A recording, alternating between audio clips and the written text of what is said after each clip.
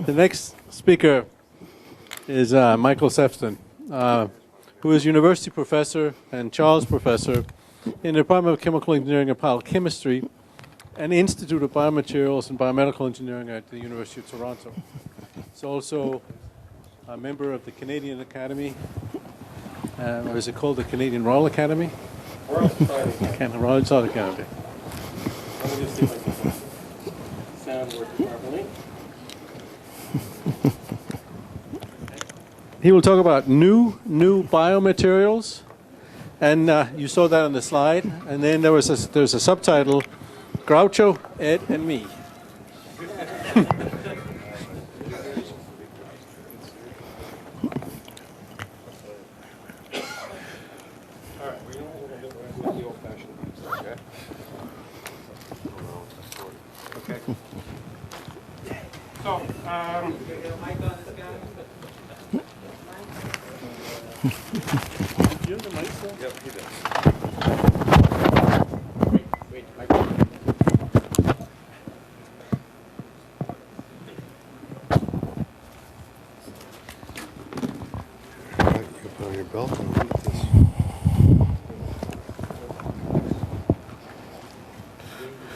Sir, several technical challenges here. Can I be? So, I would like to thank the department for inviting me here and to allow me to speak in this symposium. I'm not sure I appreciate being squeezed in between Clark and Nick, but nonetheless, I'm hoping I will capture at least a few minutes of your attention. I also want to thank Ed for lasting 60 years so that we could have this symposium and maybe the additional 6 hours since 9 o'clock this morning as well. There's been very nice memories brought together about sort of the early days with Ed and kind of why we came here and stuff like that. And I sort of am remembering well many things. Sort of Bob Cohen and Dave Terrell mentioned. I remember sort of Paul Flory being here and sort of having him attend my Friday afternoon seminar. I noticed that again, it's Friday afternoon, I'm giving a seminar. I'm hoping I don't get as much of a hard time as we used to get in those Friday afternoon PhD seminars. I also remember, so it brings back another memory, and so I remember Ray Badur, the chairman of the department at the time, thinking I would make a very good used car salesman. So, I don't think that was the compliment. So, you know what, you need to see my slides.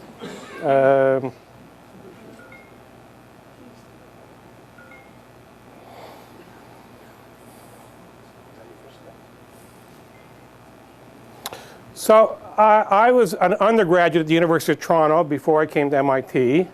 And actually, my original plans were not to come to MIT because I wasn't aware that MIT was doing biomaterials work.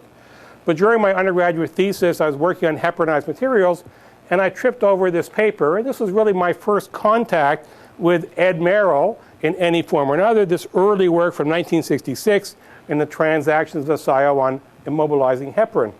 What was actually caught my eye was not this particular paper, but was the commentary that at the end of the paper, and particularly a note by Ed Leonard, which I'm hoping you can read, and it talks about a Sherlock Holmes hat and the quality of his instructions in his undergraduate classes. And this caught my eye, and this is actually one of those elements that brought me to MIT because I wasn't, anybody who could generate this kind of response in a public scientific meeting, could be quite an interesting character. So I wrote to Ed as a fourth-year student applying for graduate school, and this was the response I got from Ed because I wanted to apply to work on biomedical engineering. And he noted that that MIT doesn't offer a degree in biomedical engineering. We, in fact, don't want to ever offer a degree in biomedical engineering. So if you're convinced you want a degree in biomedical engineering, you'll not be able to get the same from MIT. His experience was that a biomedical engineering degree was of little value, and that MIT's method of concentration within chemical engineering was the better approach. I gather you're still having this kind of argument in one form or another, although perhaps Clark indicated there's some sort of detente going on, so it's okay. So nonetheless, I did come to MIT to do my PhD, and I was impressed with the opportunity to work with Ed and Ed's mentor, Ed Saltzman, and their pioneering work they'd done with platelet interactions with biomaterials. And the purpose of my talk is really to go over kind of the history of biomaterials from then until now, from my own perspective. But there is a sense, I think, that Ed Saltzman was, in a sense, Ed Merrill's mentor in this kind of context. And what I'd like to point out is actually Ed has a secret. And the secret was revealed to me soon after I started working with Ed, when I went to one of the cinemas on Mass Ave. This one is one that's 2/3 of the way up towards Harvard Square. It doesn't exist anymore. It burned down in a fire. Orson Welles Cinema, a very nice art cinema. It wasn't the one that was showing The King of Hearts at Central Square for 3 years, if those of you remember that movie. This was the other theater on Mass Ave. And I went there. I don't remember the name of the girl that I had taken as a date, but I do remember seeing Ed Merrill there at this Groucho Marx Film Festival. And we saw Horse Feathers, and where Groucho plays the president of a college. And then I actually realized that Groucho learned his science and many other attributes from Groucho Marx. As you know, there is constant warfare between the red and white corpuscles. Now then, baboons, what is a corpuscle? Right is a captain, then is a lieutenant, then is a corpuscle.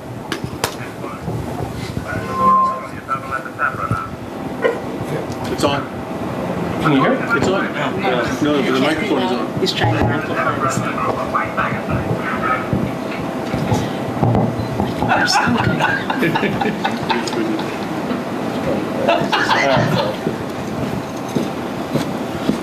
Where do you think the speaker is? I think the speaker.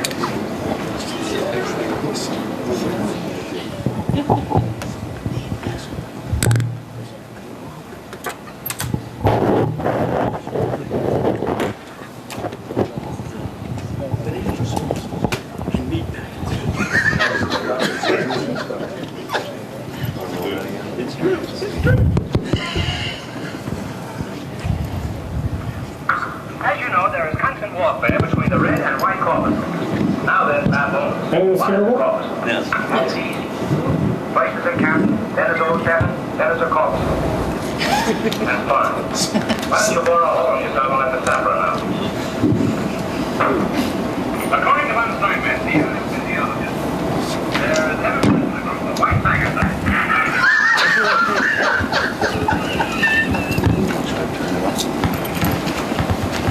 According to one assignment, the eminent physiologist, there is present a group of white phagocytes.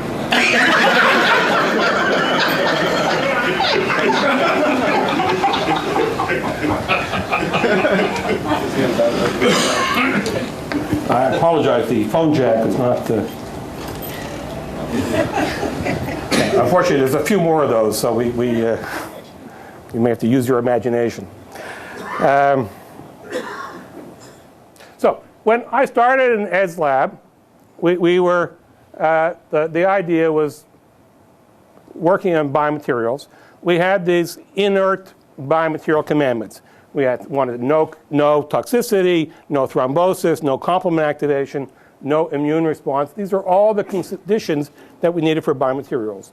And these were consistent with traditional biomaterials, stainless steel, silicone rubber, and polyethylene. But we were started to work with, Ed had pioneered in the 60s using immobilized heparin, essentially a new kind of biomaterial where there was, one would add a drug or add some biological activity into the biomaterial. And that's what I came to work with on my PhD thesis. Now, Bob Langer this morning presented the top 10 cited papers of Ed's career. If you had looked at the work that I did in my PhD, they'd probably be in the bottom 10 cited papers. I think the only impact of that work was I got a PhD and got a faculty position. But nonetheless, after that time, I did continue to work on this particular gel that Pat Wong and Ed devised, the heparin polyvinyl alcohol hydrogel, using PVA and cross-linking in heparin, making a hydrogel that had immobilized heparin. And we did many studies, as had Pat Long and Ed done, on showing the biocompatibility of it and looking at the heparin's ability to catalyze the inactivation of thrombin.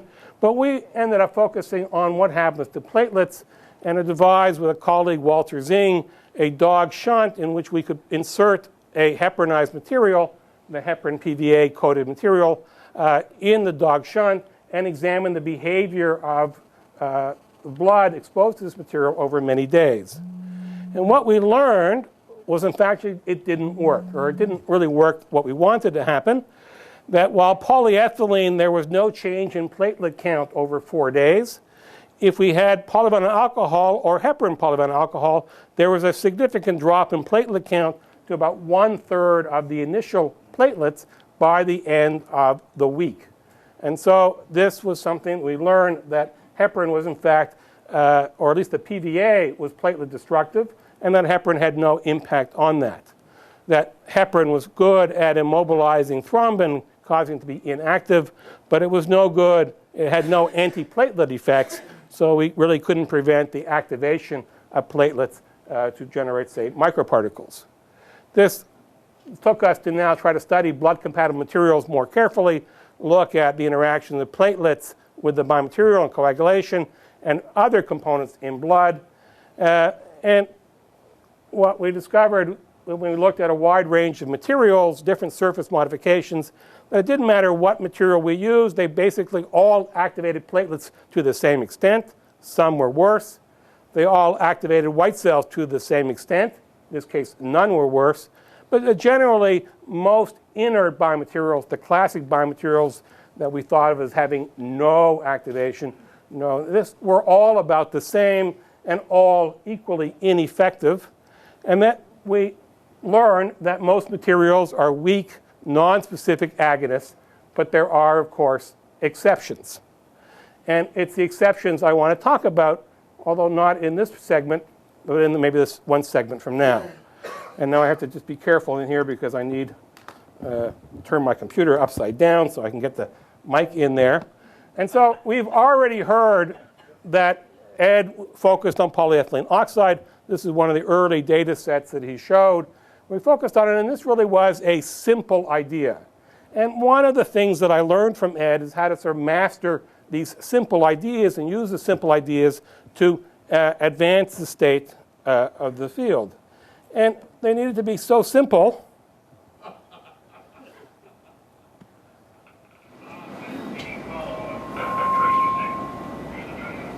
No, this one's not going to work. How about the mic?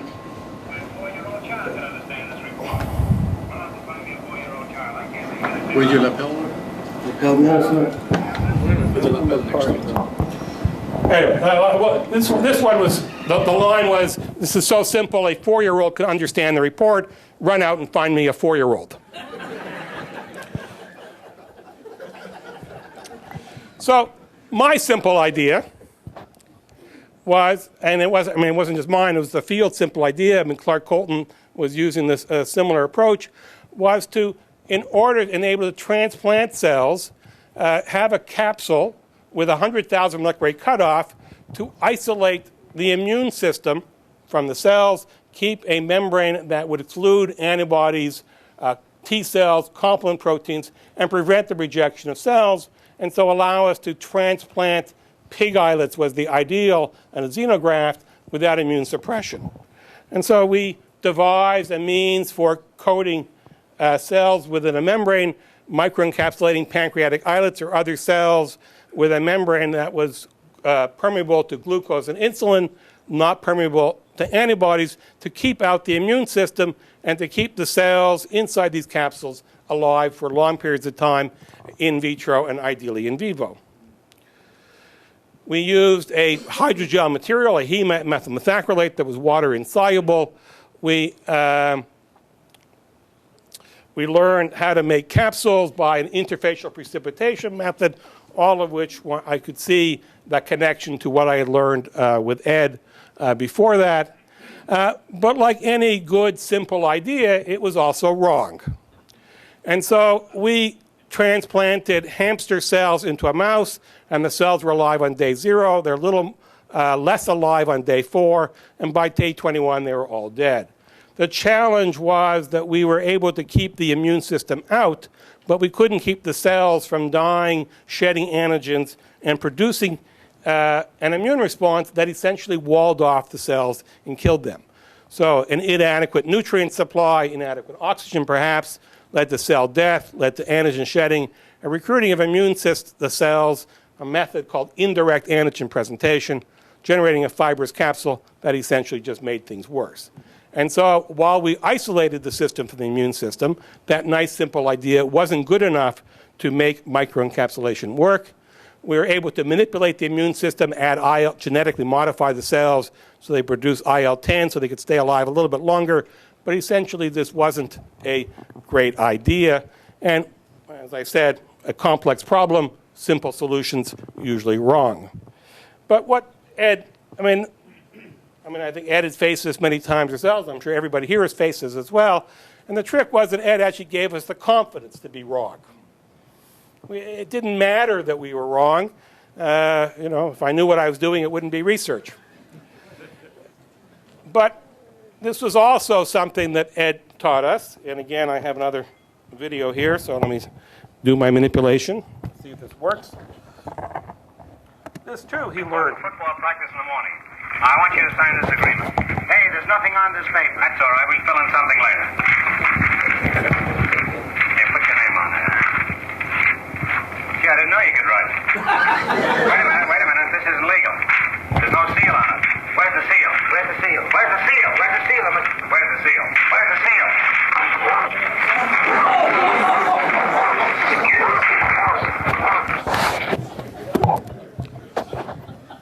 So, and I think Ed learned a lot from his masters that he transmitted to me, certainly, and to others here in this room. So let me go back to the last little segment and leaves hopefully a little time for Nick to do his talk. Earlier on, I said that we found that most materials are weak, non-specific agonists, and there are exceptions. What actually this taught us was that, in fact, that materials are like a three-dimensional drug. They're an agonist of a biological response. And those biological responses may be platelet adhesion or activation or blood clotting, as we studied with Ed, or they may be more interestingly now inflammation and angiogenesis, and in the context of tissue engineering, tissue remodeling. And so it allowed us to start to think of the polymer the way Ed, I think, always thought of the polymer as something that could do something, in our case, to act as to generate a biological response. So the problem that we faced in the lab and in tissue engineering is one of vascularization. Fick's law prevents oxygen from diffusing more than 100 microns or so cells need to be near a capillary bed. And so how do you create a capillary bed? One can deliver growth factors like VEGF. We could transplant endothelial cells, or as I want to talk about, a material that we discovered that is angiogenic. And so in the course of our encapsulation studies, we tripped over this material, which had a little bit of methacrylic acid in it. We made a version which had 45% methacrylic acid, 55% methyl methacrylate, no growth factors, and it generated blood vessels when we implanted it subcutaneously or under a wound in a rat or a mouse. And so this is a methyl methacrylate bead, control bead, very few blood vessels, 45% methacrylic acid. We generated lots of blood vessels in this wound. We studied it in a diabetic mouse and could look at wound healing, but that's not really the subject of my talk today. And the real question becomes, how does it work? Why is it just this polymer, no growth factors? Why are we getting blood vessels? And the short and simple answer is it works by magic. I have no idea. We know that not all macrophages, not all those phagocytes, I tried to show you in Groucho's first video, are the same. Some cause inflammation, and some appear to have a slightly different phenotype, what we call now M2, and then induce angiogenesis. But this is still pretty much of a black box, and we don't understand all the molecular clues between methacrylic acid in the blood vessels, and that's the subject of sort of much study in the lab. But the bigger question was, it pointed to us as a kind of a new generation of biomaterials, what I called new biomaterials. These are therapeutic polymers, which are sort of shortened to theramers, in which we spun off a company, Ramon Therapeutics, to exploit and to design new ones. And so this is a spin-off company, and so I should give you a disclosure, except we've graduated as a spin-off company to the next level, and I, as a founder, have now been fired by the company, and so I'm no longer directly involved. But what this company was set up to do was to focus on these advanced polymers that had drug-like activity, causing blood vessels, but in and of themselves without the need for drugs. There are therapeutic effects, there's no drugs, so they're treated like devices, and we could actually design some of these materials and exploit them for wound healing and other medical devices. And so the company designed methacrylic acid containing material that had hydroxymates that bind to zinc. Zinc is the active site of matrix metalloproteinases. And the reason chronic wounds in the elderly and others don't heal is that these enzymes are at elevated levels. The new wound tissue, the new skin, is degraded as fast as it's laid down. And so the idea was, if we can sequester and remove from the wound these zinc-containing active enzymes, we could then accelerate healing. So we made these beads, put them in a bag, and through a clinical trial, treated a number of patients with these bags of beads. And we certainly reduced the MMP levels from the controls to those who were treated with this MMP inhibiting material. And most importantly, for some of those patients, this one who had a wound that was 3 or 4 centimeters in area and a couple centimeters deep, they basically filled in that wound. This was a pressure ulcer and a paraplegic who had never had this wound healed before.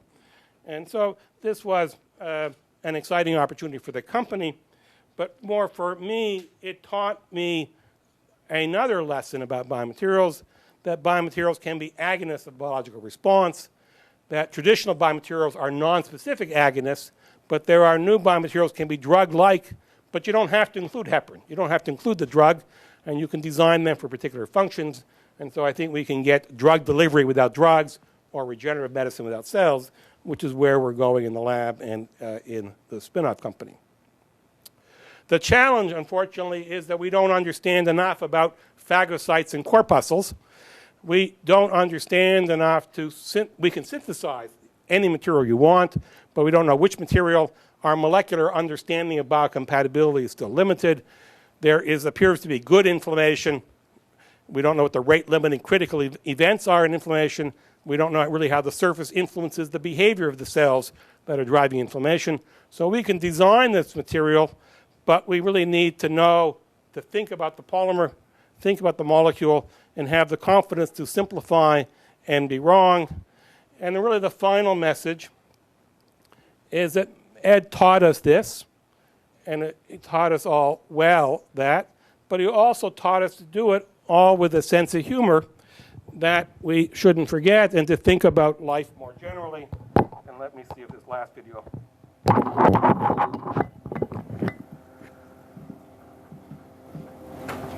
And now it's not. Now here is a little peninsula, and here is a viaduct leading over to the mainland. Quiet off. I'm all right. How are you? I say here is a little peninsula, and here is a viaduct leading over to the mainland. All right. Quiet off. I'm not saying yes be another. I say that's a viaduct. All right. Quiet off. Quiet off. Quiet off, chicken.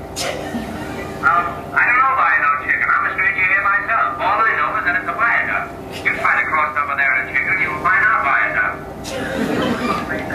It's deep water. That's viaduct. Deep water. So finally, thank you, Ed. And I'm looking forward to hearing Nick.